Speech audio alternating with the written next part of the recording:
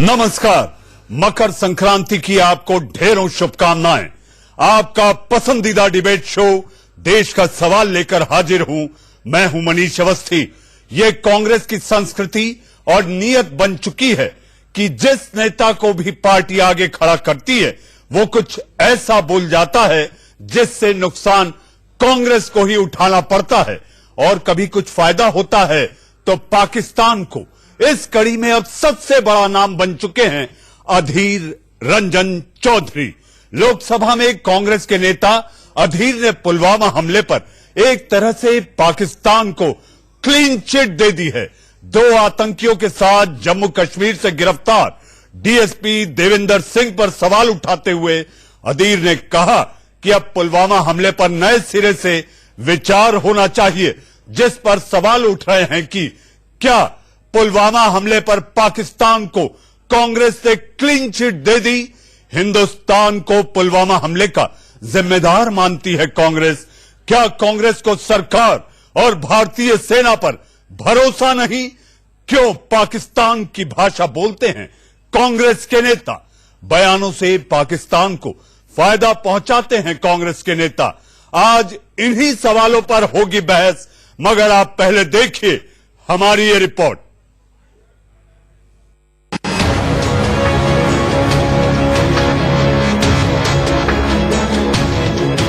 सवालों पर होगी बहस, मगर आप पहले देखिए हमारी ये रिपोर्ट।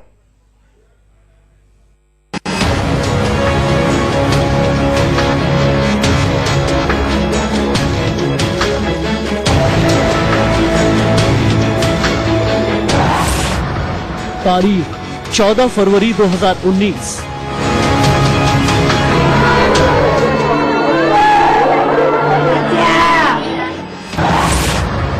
जगह जम्मू श्रीनगर हाईवे, लेकपुरा, पुलवामा।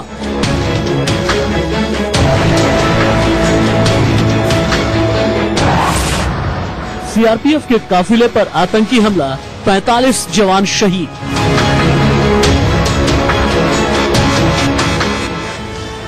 देश को दहलाने वाले इस आतंकी हमले के पीछे पाकिस्तान का हाथ था। ग्लोबल टेररिस्ट मौलाना मसूद अजहर के संगठन जैश-ए-मोहम्मद ने बाकायदा बयान जारी कर पुलवामा हमले की जिम्मेदारी ली। हमले के 12 दिन बाद 26 फरवरी को भारत ने एयर स्ट्राइक कर पाकिस्तान के बालाकोट में जैश के कई आतंकी ठिकानों को तबाह कर दिया।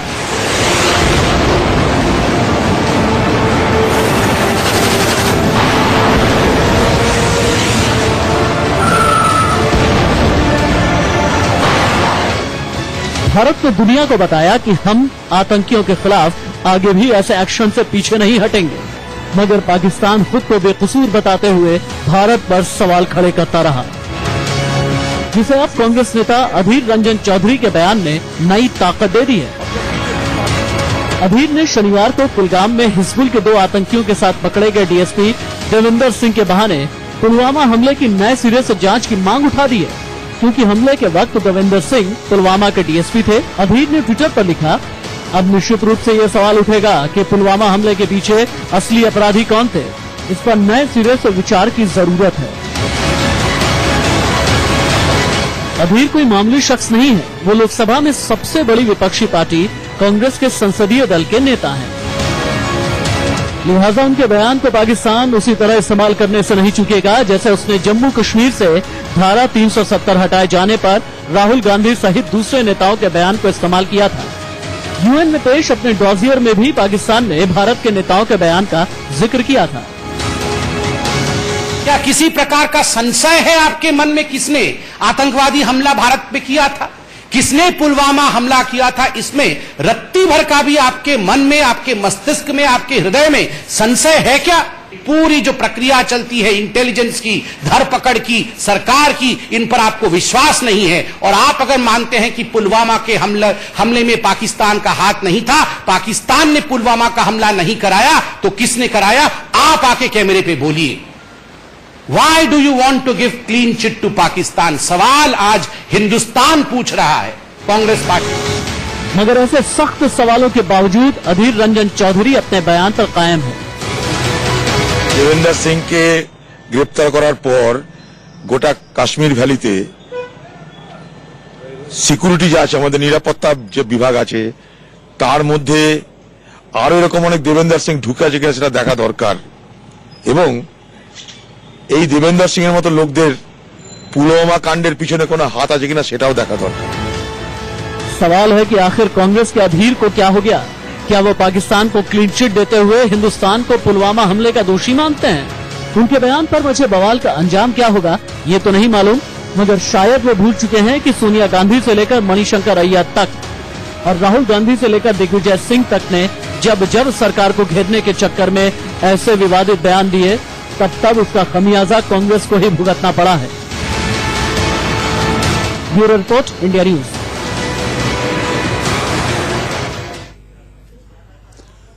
गंभीर मुद्दों और मसलों पर अधीर के बेलगाम बयान यानी कि गड़े मुर्दे उखाड़ उनकी बखियां उधेड़ना खलबली तो मचा सकते हैं, लेकिन ये अधीर रंजन को पता होना चाहिए कि ये सेना का मनोबल भी तोड़ते हैं। मजहबी बातें कर हिंदू मुसलमान करना सियासी दलों की फितरत हो गई है। जी हां, सियासी दलों की ये फितरत हो गई है। और इसके साथ साथ अगर बात की जाए तो देवेंद्र का धर्म ढूंढकर कांग्रेस पार्टी के बीच, कांग्रेस के साथ साथ बीजेपी के बीच आर पार हो गया है। जी हां, इसी बात को लेकर मचा बवाल है और लेकर हम आए हैं देश का सवाल है। देश का सवाल में मेरे साथ मेहमानों का पैनल है। जी हां, मेहमानों को मैं ये बता देना चाहता हूं कि आपको यहां बोलने के लिए बुलाया गया है। गंभीर मुद्दा है, संजीदा मुद्दा है, बहस सार्थक, प्रामाणिक और चर्चा ऐसी हो कि हमारे दर्शक का समय नष्ट ना हो। मेरे साथ मौजूद हैं स्टूडियो में ऋषि मिश्रा। जी हां, आप राजनीतिक विश्लेषक समेत वरिष्ठ पत्रकार हैं। मेरे साथ देश रतन निगम साहब, आप भी राजनीतिक विश्लेषक हैं और वरिष्ठ वकील हैं। मेरे साथ मेजर जनरल के सिन्हा। जी हां, सिन्हा साहब ने कश्मीर में कई बड़े ऑपरेशंस को अंजाम दिया है। मेरे साथ मौजूद हैं इलियास सराफुद्दीन साहब, आप इस्लामिक स्कॉलर हैं और खासतौर पर देश का सवाल में हैदराबाद से इस बहस में आप शिरकत कर रहे हैं। मेरे साथ है राजनीतिक विश्लेषक दिव्या राजदान। जी हां, आज मैं अपनी बहस शुरू करूं उसके पहले सोचे वही जो आप बेहिचक बोल सके और बोले उतना ही जिसका आप जवाब सुन सके। ये देश का सवाल है। ऋषि मिश्रा, पाकिस्तान की पीठ सहलाते हैं और खंजर हाथ में लिए भारत को खोपते हैं। ये मैं नहीं कह रहा, ये संबित पात्रा कह रहे हैं। मनीष जी, आज संबित पात्रा जी का मैं प्रेस कॉन्फ्रेंस देख रहा था। बहुत ही सीनियर प्रवक्ता है, लेकिन उनकी जो अनमेच्योर बातें जो मैंने आज उनके मुख से सुना, मुझे बहुत दुख हुआ कि ये तो भली भांति सभी जानते हैं कि पुलवामा में किसका हाथ था, पाकिस्तान का हाथ था। लेकिन संबित पात्रा जी ये बताते ना, जो 56 इंच के जो हमारे प्रधानमंत्री हैं, या मनीष जी सुन तो लीजिए, पाकिस्तान का हाथ था, लेकिन गाड़ी से भरा हुआ RDX खुद उड़ के कश्मीर में तो नहीं आया होगा। कोई व्यक्ति या किसी के माध्यम से लाया गया होगा। ये सरकार जो 56 इंच की तथा कथित 56 इंच की जो सरकार है, वो हमें बताएं कि वो RDX से भरा हुआ गाड़ी कैसे आया। एक बात, आपने एक नया टर्म सुना होगा आज के दिनों में, कपड़ालॉजी सुना होगा। मनीष जी, सुना है ना आपने? जी, मैंने तो ट्रोल रेजिमेंट भी सुना है। जी सुनिए, मैंने तो ट्रोल रेजिमेंट भी सुना है। जी, आप सबसे ज्यादा पढ़े लिखे जाने वाले पत्रकार हैं मनीष जी। कपड़ालॉजी टर्म सुना होगा कि कपड़ालॉजी के माध्यम से आइडेंटिफाइड कर लेते हैं कि कौन आतंकवादी है, कौन देशभक्त है। तो प्रधानमंत्री जी जिन्होंने कपड़ालॉजी का टर्म दिया, मैं उनसे पूछना चाहता हूं, वो आज तक आइडेंटिफाई क्यों नहीं कर पाए कि RDX से भरा हुआ वो गाड़ी किसने लाया था, हमारे देश में आतंक फैलाया था? कपड़ालॉजी कौन हुआ? देश को बताइए, देश को बताइए ना। कपड़ालॉजी से ये आतंकवादी है। कोई धर्म होता है, कोई धर्म नहीं होता, कोई धर्म होता है, कोई रंग होता है, कोई भेद होता है। कर लूं मनीष जी, मैं कंप्लीट कर लूं फिर। अफगान से आतंकवादी आए थे, वहीं से सारा आया, ये जांच में आ गया है। निगम साहब, अरे आप ही तो बोल रहे हैं और बोल कौन रहा है इतनी देर से? मैं ये कह रहा हूँ, सारे सवाल भी इन्हीं पे दागे जाएंगे क्योंकि आप कांग्रेस के हमदर्द हैं। मनीष जी, एक बात और मैं बताऊं, 2000 आप एक काम कीजिए, इलियास साहब भी हैं वैसे आपके साथ, एक काम, इलियास साहब भी हैं, मुझे बोलने तो दीजिए। एक काम कीजिए, गूगल में सर्च कीजिएगा 2014 के बाद सबसे ज्यादा टर्म ढूंढने वाले पाकिस्तान। मुझे ये आश्चर्य लगता है बीजेपी और मोदी सरकार को पाकिस्तान से इतना प्रेम क्यों है। आप एक प्रवक्ता ने सही कहा था कि 5-6 शब्द हटा दीजिए, तो ये जान रही है कि कांग्रेस के बयानों का हवाला मैं बोल लूंगा, पाकिस्तान की इजलास में दिया जाता है। आपका निवेदन, कांग्रेस पर आरोप आपसे लगता निवेदन है कि मैं बोल लूं, यूनाइटेड नेशंस को भी बहुत प्रेम है पाकिस्तान से। निगम साहब, सबसे ज्यादा आतंकवाद 2014 के बाद ही ऐसा क्यों है कि ये सरकार पाकिस्तान जैसे शब्दों का और पाकिस्तान से इस सरकार को प्रेम क्यों है, ये समझते पड़े। और मैं मनीष जी आपको बताऊं, 5-6 शब्द पाकिस्तान, हिंदू मुसलमान धर्म, ये हटा दीजिए। इनके प्रवक्ता और निगम जी जैसे जो अघोषित प्रवक्ता है वो बोल नहीं पाएंगे। अरे भाई, पाकिस्तान, हिंदू मुसलमान धर्म। आपको कन्फ्रंट तो कर रहे हैं ऋषि जी, कन्फ्रंट कर रहे हैं। मैं जवाब देता हूं इनको बड़े आराम से। देखिए निगम साहब, आप जवाब दीजिए, फिर मैं जनरल साहब के पास चलूंगा। मसला कश्मीर का है, मसला पुलवामा को लेकर उठा है, पुलवामा की जांच की बात हो रही है, जनरल का बीच में आना जरूरी होगा। निगम साहब, आप अपनी बात रखें। मैं बात साफ कर दूं, जब कश्मीर आंतरिक मामला है तो ये चौधरी साहब आपके पार्लियामेंट में कहते हैं अंतर्राष्ट्रीय मुद्दा है यूएन का। दूसरा, सर्जिकल स्ट्राइक को फर्जिकल स्ट्राइक बोलते हैं, बालाकोट पे सवाल उठाते हैं, सेना में के चीफ को गुंडा बोला जाता है, आपके दीक्षित जी बोलते हैं। तो इतनी बड़ी बड़ी बातें, ये कोई नई बात नहीं है। और ये जो अभी सीए के प्रोटेस्ट में जो हो रहा है उसमें कह रहे हैं ये जो दहशत गर्दी है इसके पीछे वर्दी है, जिसको बलूची और पख्तून लोग बोलते हैं पाकिस्तान सेना के खिलाफ। तो ये किस स्तर तक गिर गए हैं। सेना और पुलिस में दरार पैदा करने वाले हर तरीके की दरार, इनका सिर्फ काम है बांटना। कौन करता है हर जगह बांटना। आज एक पॉलिटिकल पार्टी का जो बेस है, मनीष मैं बोल लूं, मनीष जी, एक पॉलिटिकल पार्टी का जो बेस है, यदि धर्म हटा दीजिए, ध्रुवीकरण हटा दीजिए, सभी दलों का बेस, मैं बोल लेता हूँ, सभी दलों का बेस। गुजरात चुनाव याद होगा आपको, गुजरात चुनाव हाउस में सोनिया गांधी रोती है, रात भर सोनी पार्टी। किसने कहा था गुजरात चुनाव आपको याद होगा? मियां अहमद पटेल। हमारे बीजेपी के प्रवक्ता, बीजेपी के प्रवक्ता धर्म को आप साहब भी जुड़ चुके हैं। जी हाँ, अमन सिन्हा साहब भी जुड़ चुके हैं। अमन जी, मैं आपके पास आऊंगा थोड़ी देर बाद। मेरे साथ मेजर जनरल सिन्हा है। जनरल साहब, इस तरह के बयान, जी हाँ, बयान सेना का मनोबल तोड़ते हैं। सियासी दल अपनी रोटियां सेकने के लिए इन दिनों सेना को हथियार बना रहा है। कपड़ा लॉजिक सिस्टम था सर। देखिए मनीष जी, आपने बहुत सही फरमाया। प्रॉब्लम यही है, सेना की मनोबल और देश की सुरक्षा को ये लोग क्या कर रहे हैं, आप खिलवाड़ करते हैं। जब आप ये कहते हैं, जब पुलवामा का हमला हुआ, आप पूछते थे पुलवामा, उसके 24 घंटा के अंदर ही जैसे मोहम्मद का चीफ खुले तौर पे कहता है कि यह हमने किया, ये हमने किया। आज उस पर सवाल ये उठाते हैं कि इसकी जांच करें। तो किसके लिए? पाकिस्तान बैक ट्रैक करता है। आप विदिन 48 आवर्स आप उसके जो गाजी था, गाजी बाबा जो मेन मास्टरमाइंड था, उसको सेना मार गिराती है। हमारे 2 ऑफिसर शहीद हो जाते हैं। मुसद्दर जो उसने आरडीएक्स पूरे चीज एनआईए ने पूरा जांच कर लिया। और उसके बाद आप देखिए ये हुआ था कब? फरवरी 14 तारीख को। और आज जब हम जनवरी के 14 तारीख में बैठे हैं तो ये सवाल उठा रहे हैं आप पाकिस्तान को क्लीन चिट नहीं, उसको हवा देते हैं, ऑक्सीजन देते हैं। इसी के ऊपर डॉलर देता है पाकिस्तान यूएन के अंदर। किसने लाया वो बताओ बोल रहे हैं। हम सच है, हमने कुछ नहीं किया। जैसे मोहम्मद ने पाकिस्तान का हाथ है। गजब की बात करते हैं मनीष जी, बहुत अच्छा गजब की बात करते हैं। मैं किसी के बीच में नहीं बोला था कौन चिल्ला रहा है, इन्हें बंद कराएं। देखिए जो पाकिस्तान करना चाहता है, गजब की बात। क्या सवाल उठा है जनरल साहब? जनरल साहब कैसे मालूम है हमको? जनरल साहब बिहेव क्या मालूम है? चुप हो जाए आप, चुप हो जाइए आप। बांटने वाले राज्यसभा का सीट खाली नहीं है। हमारे राज्यसभा का सीट नहीं खाली है। ऐसे लोग इस देश को गुमराह कर रहे हैं।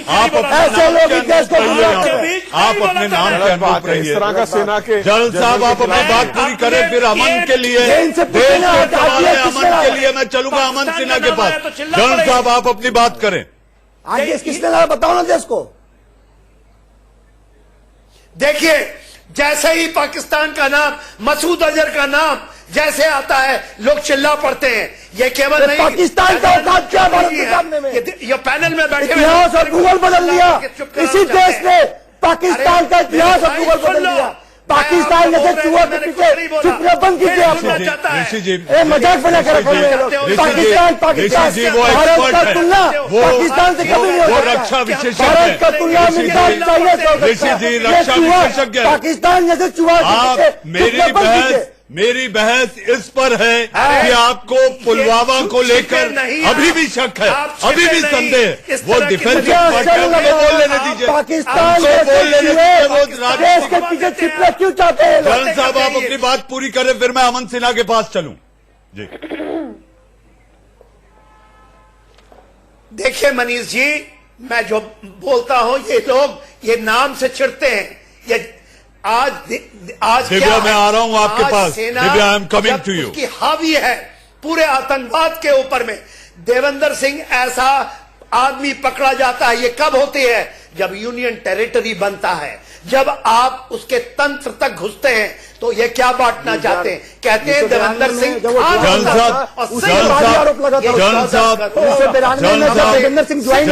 मैं बीजेपी प्रवक्ता को बीच में लाता हूँ। बनाना चाहते हैं। साहब आप बने रहे, जलन साहब आप बने रहे। अमन सिन्हा साहब, अमन साहब, एक डीएसपी के नाम को लेकर हिंदू मुसलमान हो गया अमन साहब, और आज आपके वरिष्ठ प्रवक्ता एक प्रेस कॉन्फ्रेंस करते हैं जिसमें 24 मिनट केवल हिंदू मुसलमान होता है, और जब महंगाई पे सवाल पूछा जाता है तो 20 से आज आपके वरिष्ठ प्रवक्ता एक प्रेस कॉन्फ्रेंस करते हैं जिसमें 24 मिनट केवल हिंदू मुसलमान होता है, और जब महंगाई पे सवाल पूछा जाता है तो 20 सेकंड का जवाब होता है।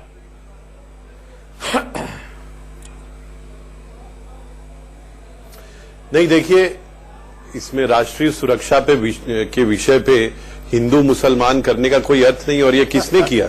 ये भारतीय जनता पार्टी ने नहीं किया। ये तो अधीर रंजन चौधरी, जो कभी बोलते रहे कि पाकिस्तान ऑक्यूपाइड कश्मीर पाकिस्तान का हिस्सा है, कहे कि आप 370 हटाने के पहले यूएन का परमिशन लीजिए। जो लोग पुलवामा के हमले को, एयर स्ट्राइक्स को क्वेश्चन करते थे, वो लोग राष्ट्रीय सुरक्षा के विषय में हिंदू मुसलमान करते हैं। आपको ध्यान होगा कि जब कांग्रेस की यूपीए की सरकार थी तो हिंदू टेरर या सैफरन टेरर, ये कांग्रेस की सरकार, उसके गृह मंत्री का कॉइन किया हुआ वर्ड था।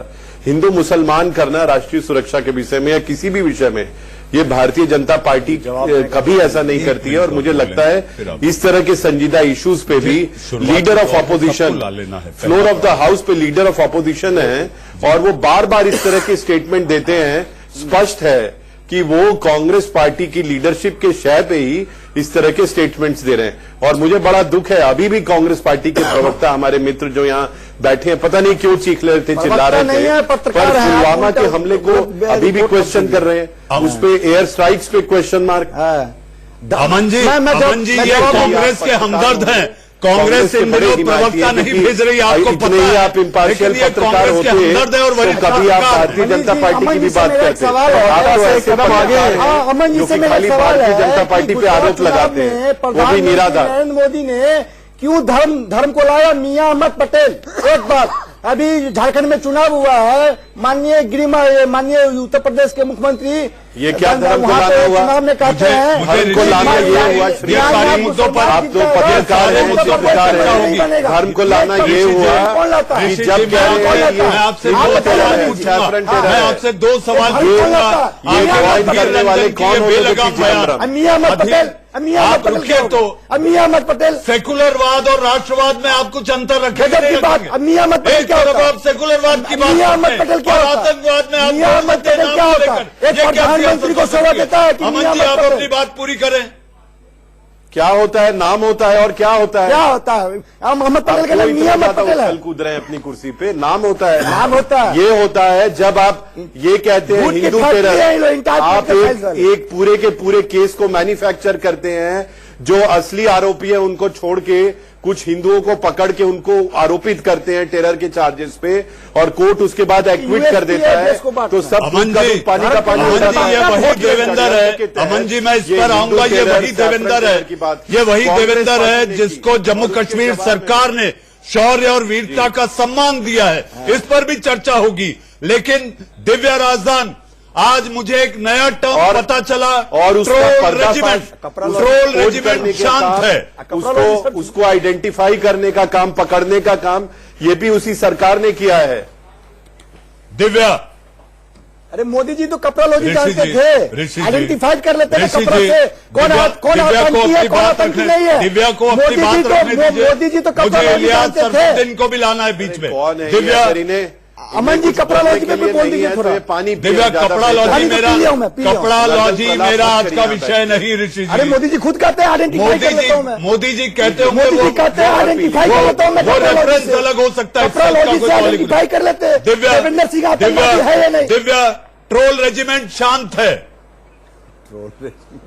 देखिए, जब कांग्रेस पार्टी के प्रवक्ताओं को कुछ बोलने को नहीं बच गया, और उनके जो हिमायती हैं, जो इसकी Divya, can you hear me? की तरह विश्लेषक और दिव्या, आपको मेरी आवाज आ रही है? कोई लॉजिक नहीं रह गया, तो ये अनर्गल बातें कर रहे हैं। मैं भी कोई आपके पास ऋषि जी बात है, कोई सब्सटेंशियल दिव्या, बात है तो आप ट्रोल रेजिमेंट शांत है।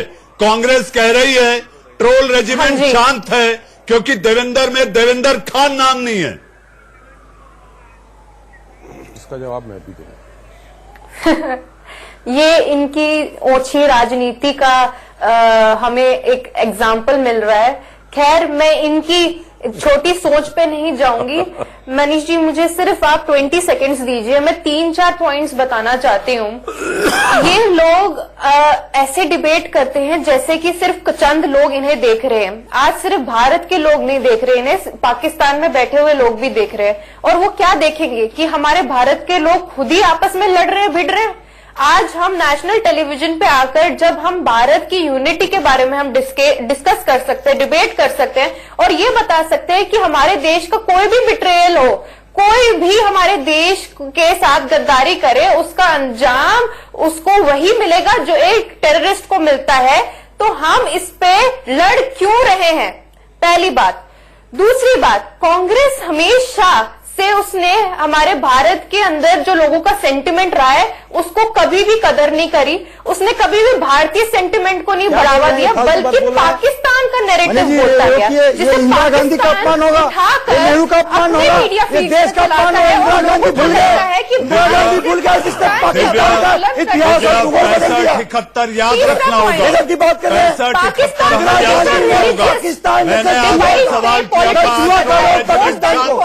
पाकिस्तान को चूहा बोल रहे हो, उस चूहे का इतिहास और इलियास जी के पास चलना है। आप मेरे बीच में बोल रहे हैं। आप अपनी तीसरी बात रखें। दिव्या, आप अपनी तीसरी बात रखें।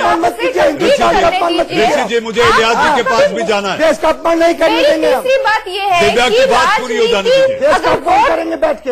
अगर राजनीति वोट बैंक पॉलिटिक्स, हिंदुस्तान का अगर ऋषि राजनीति जी, में वो वोट दूर बैंक बैठी, आपको पॉलिटिक्स और पता है।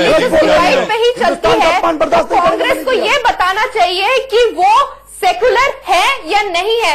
और अगर वो भारतीय जनता पार्टी पे या मोदी जी पे ये लाछन लगाते हैं कि इन्होंने देवेंद्र सिंह है इसीलिए उस पे कुछ ट्रोलिंग लांछन आरएसएस पे सीधे तौर पर लगा है। मुझे ये बताइए कि सीधे तौर पर आरएसएस को जिम्मेदार ठहराया, उस पे निगम साहब से मिलूंगा। भारतीय जनता पार्टी ने किया था। इलियास साहब, मेरे 2 सवाल हैं आपसे। इलियास साहब, मेरे 2 सवाल हैं। जी। पुलवामा पर हमला किसने किया था? और दूसरा, भारत ने बालाकोट को क्यों निशाना बनाया था? मैं आपसे पूछूंगा एक छोटे से ब्रेक के बाद। इंतजार करिए। जी हां, बयानों को लेकर छिड़ी जंग, बहस जारी है देश का सवाल में। अधीर के बेतुके अधर बोल पर देश का सवाल जारी है, लेकिन इस वक्त आ रही है एक ब्रेकिंग न्यूज। जी हां, एक बड़ी खबर। आम आदमी पार्टी ने 70 उम्मीदवारों की लिस्ट जारी कर दी है। आपने 15 विधायकों को टिकट काटे, 8 महिला उम्मीदवारों को टिकट, 46 मौजूदा विधायकों को मिला है टिकट, 9 चेहरों पर दांव लगाया गया है। जी हां, दिल्ली चुनाव को लेकर सबसे बड़ी खबर, आम आदमी पार्टी ने जारी की अपने विधायकों कौन लड़ेगा चुनाव के नेताओं की लिस्ट नरेला से शरद चौहान, बुरारी से संजीव चौहान, तिमारपुर से दिलीप पांडे, आदर्श नगर से पवन शर्मा, बादली से आजेश यादव, रिठाला से महेंद्र गोयल, बवाना से जय भगवान उपकार, मुनका से धर्मपाल लखरा, किरारी से ऋतुराज झा, सुल्तानपुर से मुकेश कुमार, नांगलोई जट से रघुविंदर शौकीन, मंगोलपुर से राखी बिड़लान, रोहिणी से राजेश नामवंशीवाल, शालीमार बाग से वंदना कुमारी। ये वो चर्चित नाम। मनीष सिसोदिया को पटपड़गंज से मिला है टिकट। अरविंद केजरीवाल दिल्ली के मुख्यमंत्री लड़ेंगे नई दिल्ली से और उप मुख्यमंत्री मनीष सिसोदिया चुनाव लड़ेंगे पटपड़गंज से। राघव चड्ढा राजेंद्र नगर, सोमनाथ भारती मालवीय नगर, सौरभ भारद्वाज ग्रेटर कैलाश, गोपाल राय बदरपुर, आतिशी मार्लिनी कालकाजी, अमरनाथुल्ला खान ओखला, संजीव झा बुराड़ी, दिलीप पांडे तिमारपुर, राखी बिड़लान मंगोलपुरी, सत्येंद्र जैन शकुर बस्ती, शोएब इकबाल मटिया महल, जरनैल सिंह तिलक नगर। ये वो बड़े नाम। जी हां, दिल्ली चुनावों के लिए 70 उम्मीदवारों की लिस्ट जारी। मैं बस उसकी बेसिक सूचना आपको दे देता हूं कि इसमें 46 कैंडिडेट्स जो अभी सिटिंग एमएलएस हैं वो हैं।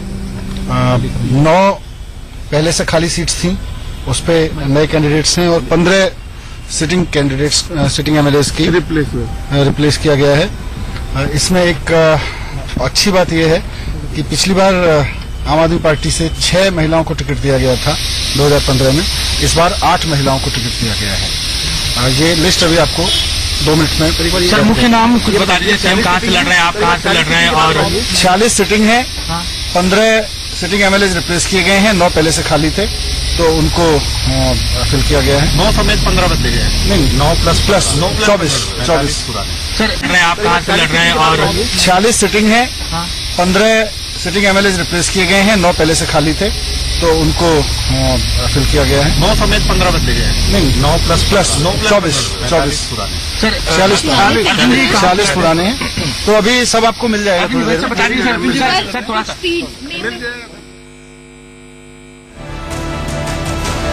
दिल्ली, जी हां, दिल्ली चुनाव को लेकर आम आदमी पार्टी ने 70 उम्मीदवारों के नाम का कर दिया है ऐलान।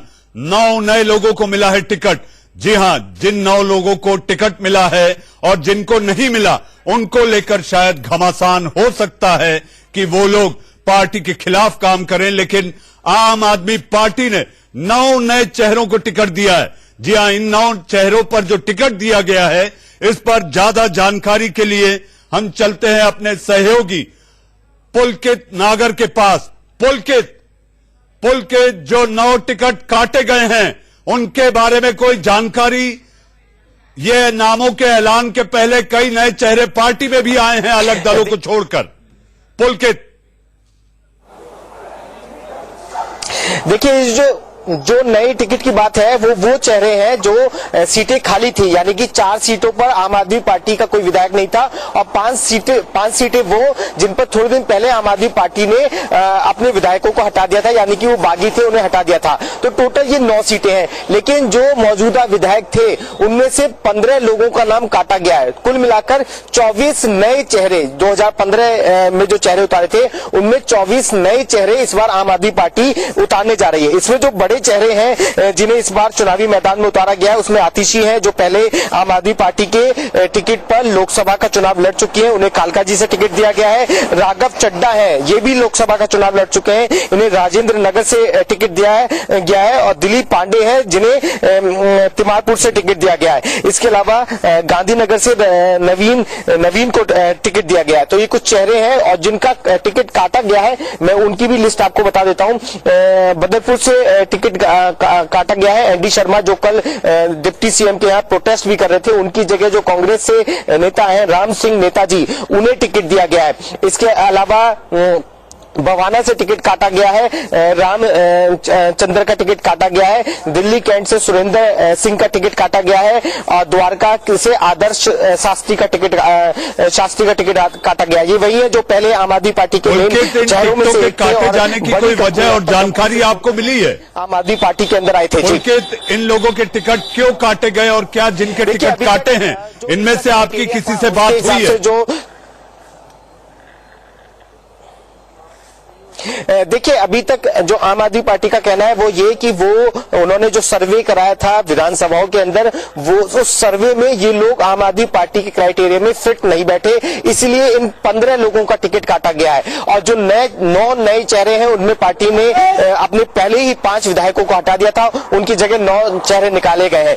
तो पार्टी ने सर्वे कराया था थोड़े दिन पहले और ये देखा था कि कौन कौन विधायक उनके क्राइटेरिया के हिसाब से फिट बैठता है और कौन कौन नहीं बैठता है, तो उसमें इन लोगों के टिकट काटे गए, ऐसा आम आदमी पार्टी का कहना है। लेकिन एनडी शर्मा जिनसे कल बात हो रही थी, जो प्रोटेस्ट भी कर रहे थे, उन्होंने पार्टी के ऊपर गंभीर आरोप लगाया कि उन्होंने ये आरोप लगाया कि पुराने कांग्रेसी नेताओं को पार्टी पैसा लेकर टिकट दे रही है। ये आरोप एनडी शर्मा ने कल लगाया था जब वो मनीष सिसोदिया के यहाँ पे प्रोटेस्ट कर रहे थे। जी बहुत बहुत धन्यवाद पुलकित। आमतौर पर ऐसा होता है जब टिकटों का बंटवारा होता है, जिनको नहीं मिलती वो पार्टी और पार्टी के नेताओं पर इसी तरह के आरोप लगा देते हैं। बहरहाल ये सियासत है और दिल्ली का चुनाव है, तो सबसे बड़े दल के 70 उम्मीदवारों का ऐलान कर दिया गया है। आम आदमी पार्टी के चेहरे कौन होंगे ये हमने आपको इस बड़ी खबर में बताया है।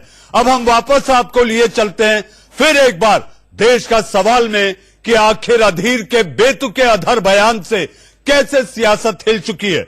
जी हां, एक बार फिर छोटे से इंतजार और दिल्ली विधानसभा चुनाव से जुड़ी इस बड़ी खबर के बाद फिर एक बार लौटते हैं उस बहस पर। जी हां इलियास साहब, माफ कीजिएगा आपको मैं पहले पड़ाव में नहीं ला पाया। आपको पता है पुलवामा हमला किसने किया है और उसके साथ साथ बालाकोट पर भारत ने हमला क्यों किया था?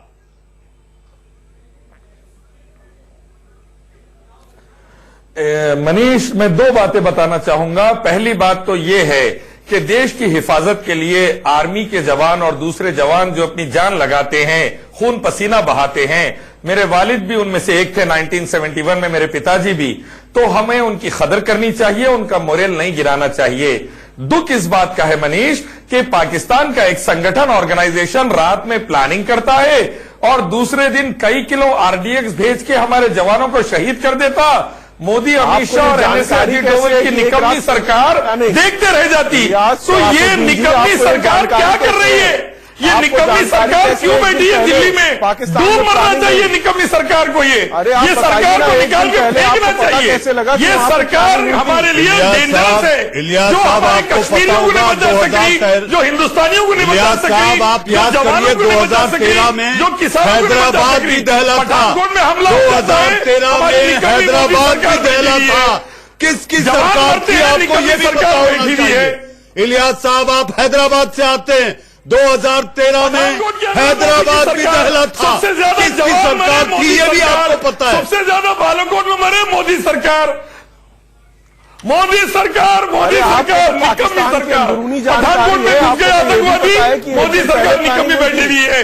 सबसे ज्यादा जवान मर रही, निकम्मी सरकार बैठी हुई है। तो ये निकम्मी सरकार खाली भाषण दे सकती, भाषण के एक्शन नहीं ले सकती। ये 56 इंच की खाली जबान वाली सरकार है। 56 इंच की छाती नहीं है मनीष, और 56 इंच की जबान है इनके लिए। खाली जबान इस्तेमाल करना जानते, वरना 2 कौड़ी की जो भी आए अलबल मुंह में 2 कौड़ी के काम की नहीं है, निकाल के फेंक देना है सरकार। इलियास साहब रुकिए, इससे पर्दा उठाता हूं मैं कोशिश करूंगा कि इससे पर्दा उठे। Major general Sinha, Devendra, DSP Devendra की गिरफ्तारी से क्या आपको लगता है पुलवामा की साजिश के राज भी खुलेंगे? एनआईए जांच कर रही है। जनरल सिन्हा, देखिए, देवेंद्र के साथ अजीत डोवल की भी इंक्वायरी करिए। पूरा पुलवामा बालाकोट सब सामने आ जाता। मेरी नजर में दोनों की इंक्वायरी एक साथ हो चुका। आपकी भी इंक्वायरी होगी। आपको एक दिन पहले का सब देवेंद्र सिंह के खुलने के बाद मेरी देखिए, इंक्वायरी बहुत करो से भाई, ऐसे मैं आर्मी लोग नाइन थे का तंत्र बेटा हूं। के अंदर तुम्हारे जैसे जो कि डरपोकों से अंग्रेजों के आतंकवादी दल्लों को के सहूलियत देते थे। तुम्हारे जैसे अंग्रेजों के निगम दल्लों साहब आज आप बहुत गुस्से में पहली बार दिखाई दे नहीं रहे उठी हैं। है। आमतौर पर देवेंद्र आपकी सिंह के ऊपर पत्रकारिता ही उंगलियां आपकी बहुत बार पहचान उठी होती है, है। वो लेकिन आज आप बहुत क्रोधित दिखाई दे रहे हैं। यूनियन टेरिटरी बाउंड्री के बाद अब आप देखिए जन साहब आप अपनी बात पूरी करें। जन साहब को सुन लेते हैं ऋषि जी, जन देखिए को सुन लेते देवेंद्र हैं। सिंह पहली बार नहीं उठी है। जो जानते हैं जम्मू एंड कश्मीर को, कश्मीर के बारे में जानते हैं, जिन्होंने जमीन पे कार्रवाई की है। देवेंद्र सिंह आज नहीं 1990 से आया हुआ है। उसकी इन्वॉल्वमेंट चाहे वो 2001 की है, 2018, 26, 11 में इन सभी में रही होगी। तार खुलने वाले हैं, कोई इसके पहले कार्रवाई नहीं होगी। तार खुलने वाले हैं। जन साहब आपने बहुत बड़ी जन साहब आपने बहुत बड़ी बात की है। ऋषि जी मैं आ रहा हूँ, इससे जुड़ा हुआ मुझे अमन सिन्हा के पास भी पहुंचना होगा। अब आप ये मत कह दीजिएगा कि ये सिन्हा की सिन्हा बात है। नहीं, आप कुछ भी कह सकते हैं। नहीं, आप ऐसा कुछ नहीं कहेंगे। जल साहब आपने बहुत बड़ा संकेत दिया, बहुत बड़ा संकेत कि तार सामने आएंगे। अमन सिन्हा जी, सेना मुख्यालय के बाजू की दीवार में महलनुमा घर डीएसपी का, मुझे समझ नहीं आता कि एक डीएसपी महलनुमा घर कैसे बना सकता है। रुकिए जल साहब आप रुकिए। मेरा अमन सिन्हा जी से सवाल है, सेना मुख्यालय के बाजू महलनुमा घर, और वो घर आतंकियों की पनाह का, उसके साथ साथ आप इंडिपेंडेंस डे पर उसे शौर्य और वीरता का पुरस्कार देते हैं। मेरी जितनी, मैं ये धृष्टता कर रहा हूं, मेरी जितनी जानकारी है, पुरस्कार राज्य का हो चाहे केंद्र का हो, इसके पहले आईबी जांच करती है। तो ये सारी खामियां कैसे हो गई? बिल्कुल शर्म करो। मनीष जी, ये जो देवेंद्र सिंह है, ये कोई कल से तो पुलिस सर्विस में नहीं है, काफी समय से है। ये बात जरूर है कि पिछली कई सरकारें उसको डिटेक्ट करने में नाकाम रही, पर इस सरकार ने कम से कम जो भी इस तरह के लोग थे उनको डिटेक्ट करने का काम किया, उनको पकड़ने का काम किया, और जो भी कार्रवाई किसी आतंकवादी पे होती है, देवेंद्र भाई जो है, देवेंद्र श्रीमान जी, मैंने आपको डिस्टर्ब नहीं किया। मेरा समझ का मतलब ये नहीं है कि आप पे आज आप तिलमिलाए वाले तंत्र बोल लेने दीजिए ऋषि जी, दर्शक तो सुने। बीजेपी के प्रवक्ता है और शालीन और बुद्धिजी भी प्रवक्ता है। मेरा दो सवाल है प्रवक्ता से, इन लोगों के पास कुछ नहीं है, बात करने को ब्रेक भी लेना, इसलिए उनको बोलने मेरा दो सवाल क्या तरीका है उनको मेरे के पास जब बारी आती है तो क्या नहीं रहता। मेरे के ऊपर में पाकिस्तान के वो लोग हैं जिनकी बात को लेके पाकिस्तान यूनाइटेड नेशन जाता है। ये जो लाल मफलर लगा के श्रीमान जी बैठे हैं, हाँ। इनकी तरह के लोग, इनकी पार्टी जो कांग्रेस पार्टी है जिसकी ये हिमायत, कांग्रेस की बात मत करो। पाकिस्तान रखता है, पाकिस्तान का इतिहास है, ये वो लोग हैं जो पाकिस्तान से भी आगे बढ़ के बात भाई तुम बॉक्सलाहट और तिलमिलाहट दोनों तरफ है, दोनों तरफ है। ऋषि जी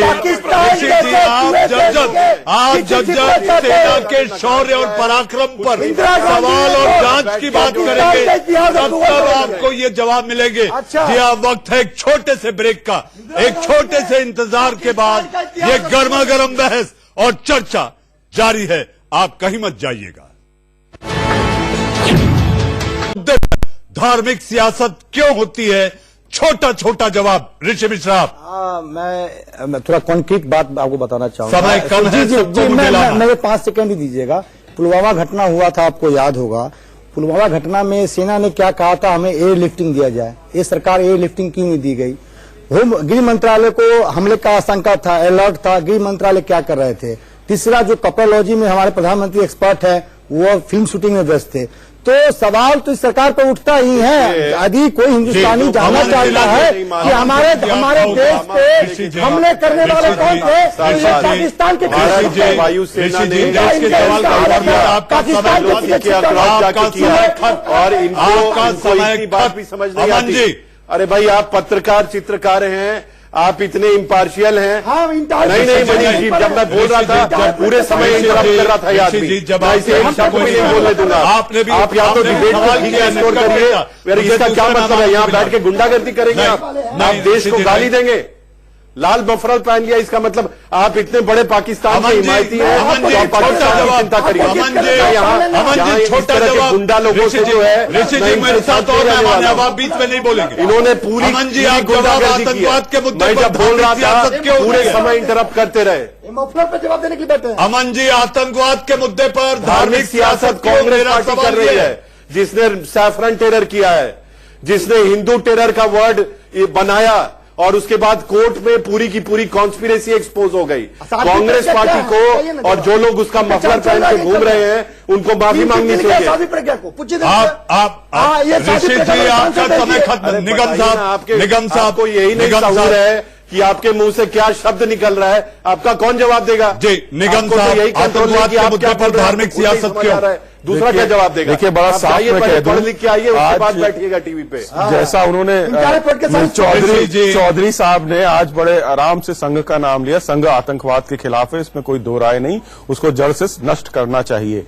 दूसरा, अगर वो कहते हैं अगर इनका नाम खान होता, देवेंद्र खान, तो सोनिया गांधी 3 दिन तक सो नहीं पाती। कुछ लोग बाटला एनकाउंटर में जैसे सो नहीं पाई थी और भगवा आतंकवाद ही बोलती। और तीसरा मैं कहूंगा कि वो जो सिलाई मशीन कुछ लोग देने और 10,000 रुपए देने पहुंच जाते हैं धर्म का रंग देख के।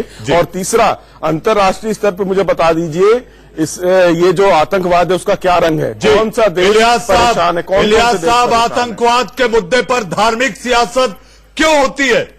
छोटा जवाब। मसला ये है मनीष कि आरएसएस बीजेपी का आतंकवाद से पुराना ताल्लुक है। सरदार वल्लभ भाई पटेल ने आरएसएस को आपको तो पाकिस्तान से एक दिन पहले की खबर थी। आप कहीं से कोई लाइन आई है आपको बोलने की? देवेंद्र सिंह से जुड़ता है बीजेपी की। आप लोग आतंकवाद फैलाते हैं। आप अगर कहीं से मौलाना है, मौलवी है, इसका मतलब ये नहीं है कि आप कुछ भी बोलते भारतीय जनता पार्टी। इलियास साहब, मनीष जी ये शांत करें तो मैं बताऊं जी। देखिए मनीष जी, सीधा सा सवाल है। पूरे देश को एक K2 प्लान के अंदर में पाकिस्तान बांटना चाहता है। धर्म की लड़ाई के भी 22 करोड़ मुस्लिम, 14 करोड़ सिख, और ये जो आप उठा रहे हैं देवेंद्र सिंह खान नहीं, सिख नहीं, केवल उसकी चाल चलाई हुई और इस तरह के मसले चुनाव के टाइम पे उठते हैं। फंसते हुए लोग K2 प्लान के अंदर में दिव्या, आतंकवाद के नाम पर सियासत, धार्मिक सियासत क्यों होती है? Divya, last 10 seconds. धार्मिक सियासत इसलिए होती है क्योंकि कांग्रेस का इतिहास रहा है, वो हमेशा धार्मिक तौर पे हमारे देश को बांटना चाहती है। और आतंकवाद को भी उन्होंने एक पक्ष में ले गए हैं जहां पर एक आतंकवादी है, एक आतंकवादी नहीं है। गुड और बैड टेररिज्म की डेफिनेशन लिख दी है उन लोगों ने। इसीलिए मोदी जी ने बिल्कुल सही पार्लियामेंट में जाकर। दिव्या, बहुत बहुत धन्यवाद। जी हाँ, जो देश का सवाल दर्शक देख रहे हैं, आपने सबकी राय सुनी, लेकिन आप ये निष्कर्ष जरूर निकाल गए होंगे कि ये सियासत है। जी हाँ, सियासत के लिए कुछ भी करेगा और फिर वो मजहबी बातें आ जाएं तो क्या बात है। जी हाँ, वो भेदिया है। NIA जांच शुरू कर दी है। गद्दार है या नहीं, जांच के बाद साफ हो जाएगा। लेकिन एक बड़ी पुरानी कहावत है, घर का भेदी लंका ढाए। जी हां, देश का सवाल में आप लोग जुड़े, बहुत बहुत धन्यवाद। दिन भर के खबरों के पिटारे को लेकर आएंगे मेरे सहयोगी रोहित पुलेठा।